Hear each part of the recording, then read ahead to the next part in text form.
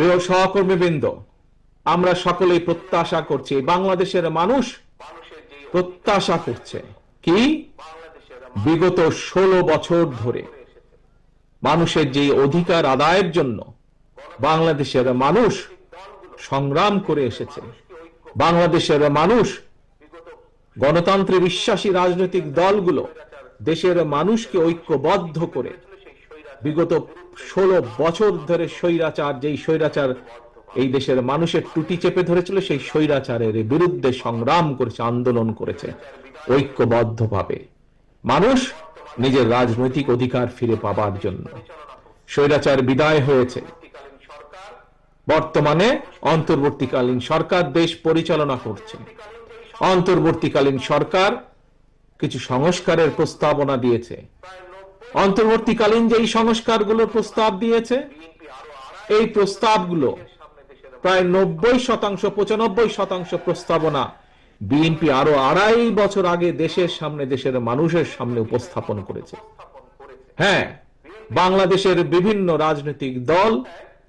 বিভিন্ন বিষয়ে মতামত উপস্থাপন করেছে, বিএনপি তার মতামত দিয়েছে। হ্যাঁ, কোন বিষয় হয়তো অন্য কারোর সাথে আমাদের মত পার্থক্য আছে, কিন্তু বাংলাদেশের মানুষের রাজনৈতিক অধিকার, ভোটের অধিকার এবং বাংলাদেশের মানুষের নিরাপত্তা এবং কর্মসংস্থানের ব্যবস্থা করে মানুষের বেঁচে থাকার অধিকারের প্রশ্নে বিএনপির কারো সাথে কোনো আপত্তি নেই, দ্বিমত নেই। অর্থাৎ বিএনপি এই কাজগুলো করতে চায়, এবং এই কাজগুলো যদি করতে হয়, দেশের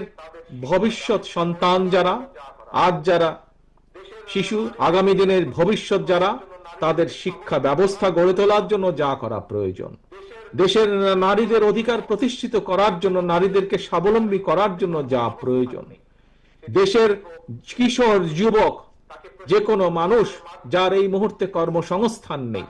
সেটি দেশে হোক সেটি বিদেশে হোক, তাকে প্রশিক্ষণ দেওয়ার মাধ্যমে তাকে স্কিল একজন শ্রমিক হিসেবে গড়ে তুলে তার কর্মসংস্থানের ব্যবস্থা করা, ছোট ছোট উদ্যোক্তা যারা, তাদেরকে সহযোগিতার মাধ্যমে তাদের সেই উদ্যোক্তাকে সফল করা, কৃষকের পাশে গিয়ে দাঁড়ানো, কৃষককে সঠিক সময় তার সার, বীজ, কীটনাশক সরবরাহের প্রস্তুতি গ্রহণ করা, মানুষের চিকিৎসা যেটি মানুষের জন্মগত অধিকার সাধন করতে হয়, তাহলে অবশ্যই জনগণের রায়, জনগণের মতামতের ভিত্তিতে, জনগণের সিদ্ধান্তের ভিত্তিতে একটি সরকার প্রতিষ্ঠিত হতে হবে।